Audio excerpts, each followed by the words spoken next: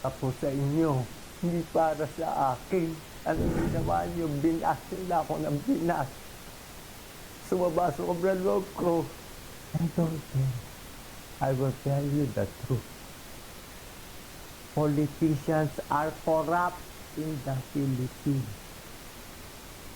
Baka bukas patay na ako. I was vomiting, delirious, high fever. They checked my WBC. Sabi niya, paano ka nabuhay? Your WBC is 0. My BP was low, 85/60, dehydrated, sepsis, vasodilation of the artery from possibly E. coli. Ow! Sakit niya. Sakit niya. Sakit ang buko.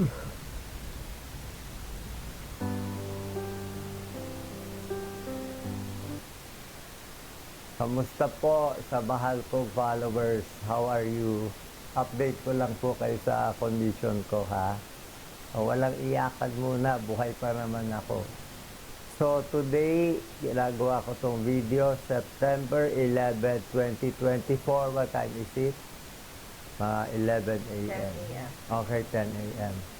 You know, parang may transformation po sa akin. Hindi ko alam, parang alam niyo, gabi-gabi, parang may pumapasok na spirito dito. Hindi ko alam ano nangyayari.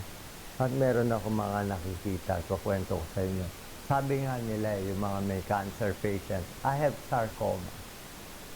Para sa mga doktor, you can use me as your case study din, ha? Okay lang po. Hindi ako magagalit.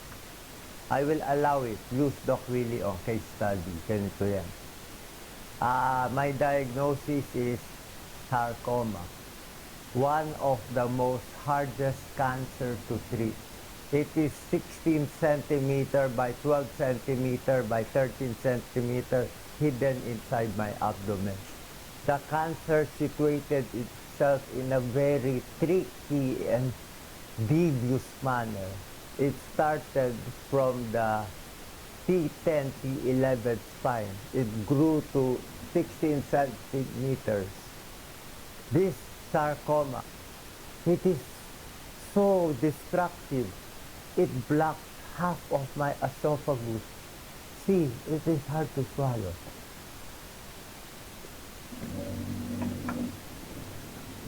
Ayaw pumasok.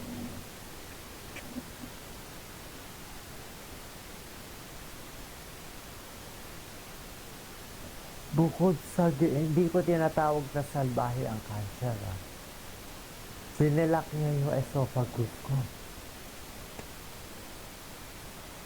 Tapos ang ginawa ng sarcoma, inipit niya yung aking right atrium. It also blocked my right atrium, almost compressing my heart. Look at my vein. And worst of all, you know what happened? This sarcoma is almost closing my inferior vena cava. My feet, grade 3 edema, swollen feet yesterday. Today, grade 1 edema only. See, grade 1 edema. Grade 1, grade 2, up to here. It's a pitting edema. See, it's a pitting edema. Look at my leg. It's pitting edema. Isa, tama na. Nakakatakot na yan. So I will show you. Sa lahat po na may cancer, I will speak in English. So everybody in the world will be inspired. If you have cancer, you have to fight. I have one of the best doctors this morning. I am not saying they are the best, we are not the best, or Philippines is the best. It does not matter. But maybe there is some God's will that brought me here. Because when I saw all the beauty and strength, the speed, the coordination, and the brain power, everything here. Ooh, it's like everything here is happening fast speed, fast speed. Here, in 2 days, they will get all your labs ready. On the 3rd day, they will kill the cancer. So on the third day, I had the first chemo. The problem, I am admitted right now for one of the side effects of chemo, which is low WBC, which led to my condition now. You will be very surprised sa mga doktor po dyan. For those doctors and health workers watching, my diagnosis right now is neutropenic sepsis. So, ano po, what I should do as cancer patient, I was given this regimen, doxorubicin, but my hair, it fell a lot. But they say all the hair will fall off. So look at it while I still have hair. I also took cisplatin, the IV. That's why everything I eat is metallic. I had sores because chemotherapy, they say, is a poison. It kills the cancer cells, but it also will kill some of your healthy cells. But the issue right now is we have to attack the cancer.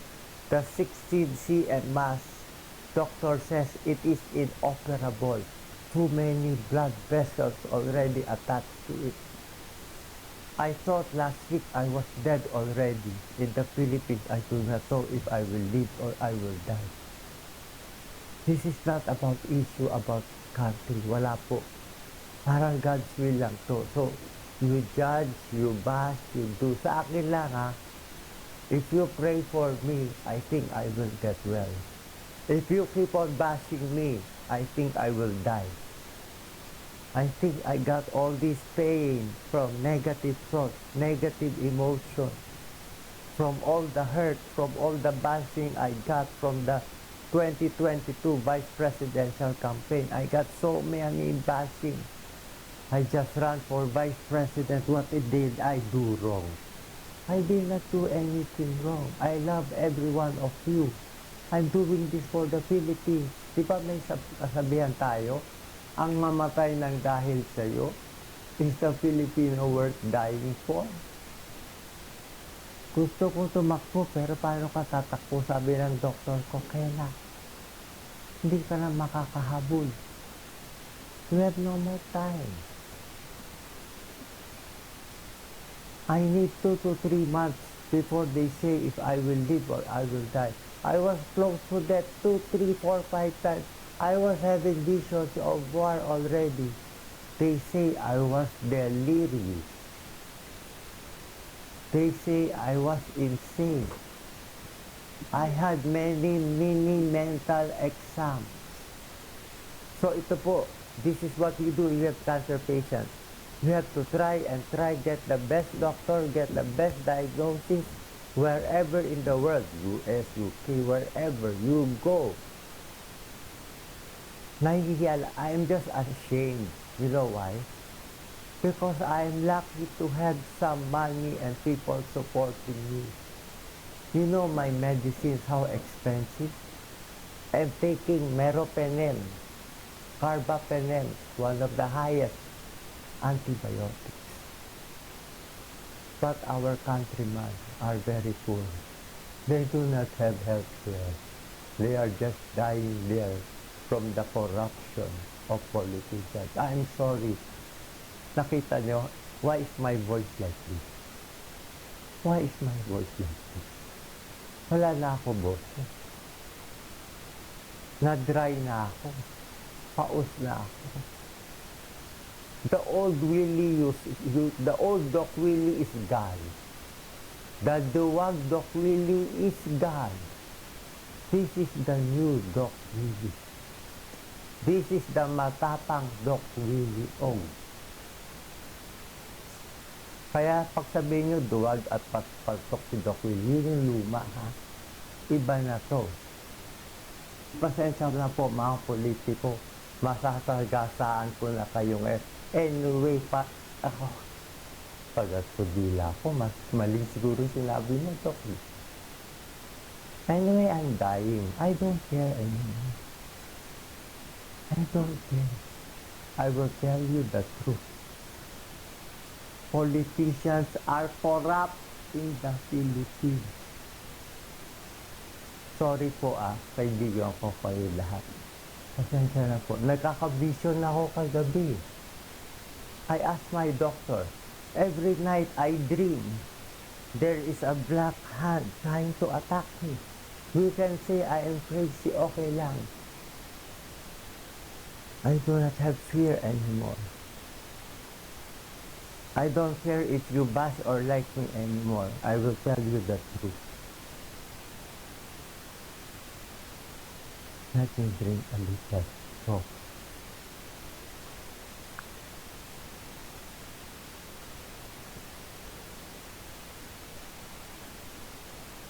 sana drama na lang to. Sana TV show na lang. All this food, they taste like metal. This watermelon for you tastes ordinary, but for me,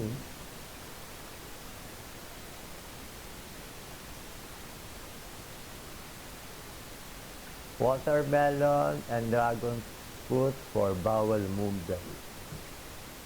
That is the correct process of healing. You should defecate, pass your bowels, and urinate every day. Get all the toxins out. You know what my doctor said. You can eat anything. You have cancer. You try to eat. Even if no taste, I try and try to eat. If I don't eat, I will die. These are my medicines. I will take it in front of you.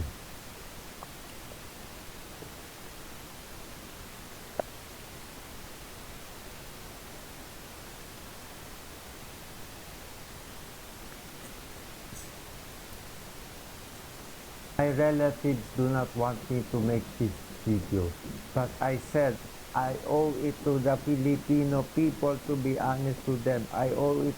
Mahal na mahal na mahal na mahal na mahal na mahal na mahal na mahal ko kayo po lahat. Hindi nyo naiintindihan kado ko kayo kamahal.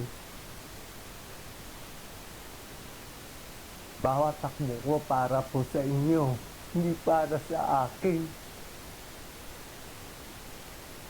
Unang campaign ko, wala akong gastos kahit lahat. Pangalawa, wala akong gastos, wala akong niloko, wala akong inaway. Anong ginawa niyo? Binas na ako ng binas. Sumaba sobrang loob ko. Filipinos should be more caring, more honest. That's why we have all these hardships.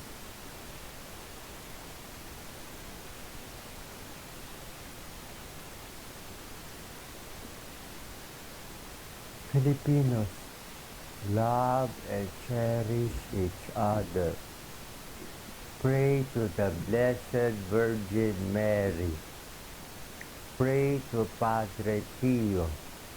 Pray to the Lord Jesus Christ. My whole body is tingling right now, Doc Lisa. Ito, ang kapal-kapal. It's like a spirit came here, all over here. I thought I had high blood pressure, natatakot ako. So I got them to check my BP now. This is my BP, 115/74. My BP 3 days ago is only 85/50. 3 days ago, I was vomiting, shouting, delirious. Heart rate is always 118, temperature 36.8. Hindi po ako nagloloko. Hindi to bola-bola. Life and death to. Baka bukas patay na ako. If I live, I will live for you. I will live for every Juan de la Cruz. We need good people to run. Good people to run as senator, president, congressman, lahat. We should love the earth. No to mining. We should tax the correct people. Stop the corruption. Look, The Philippines is so rich. You politicians, you bribe the people. You give them money to vote for you. You keep them stupid. You want them stupid. Take this. Low phosphate po ako, lactulose, low phosphate, spironolactone 6, diflam lozenges for the throat, ayoko ako lang gagaling. Naiiyak ako. I was crying because they had the best health care. Our Filipinos have no health care. This is the new Doc Willie. Sorry for those watching. I have to do this. This is my mission. Live or die, I will be true to myself. The only reason to live is I love my daughter, Catherine. I want to live. I love Yen Yen. I love Jelly. I love Lisa. I love Ryan. I love Mark. I love all the nurses here. I also love all the politicians there. You are my friends. Di ba kaibigan tayo? Pero masakit sa akin na namamatay yung mahihirap natin. Everything I do for you. Ako na nga pinakamalinis na ginagawa. Binababoy niyo pa ako. May isang basher nagsabi sa akin, Doc Willie, even if you run 10 times again and again, you will lose again and again and again. What did I do to you? Why do you hate me so much? What did I do? I never attacked Duterte. I never attacked PBM. I never attacked Mary. I never attacked Pico. I am nice to them. I interviewed them. Is the politics just a game? What is happening to me? I will tell you what is happening. In the past few days, parang marami ako napapaniginipan kasi. I saw my mom who is died. My mom died, nandun siya. Kinukuha na niya ako eh. All my 60 years old, I serve Filipino people. Lahat ng charity, all my charity work in Salamat Doc, in Makabayan Doctor, in doing charity work in Pasay, Filipino Chinese for 25 years. You always give it to the Filipinos. We will talk medicine. They say I am crazy, but my serum ammonia is normal. Ano ba naramdaman ko ngayon, Lisa? Parang nanginginig yung buong katawan ko. So, anyway, I will decide if I put out this video or not. Pero this is how I feel. If I do not put out this video, I will just die. The news will be, look, really died one day.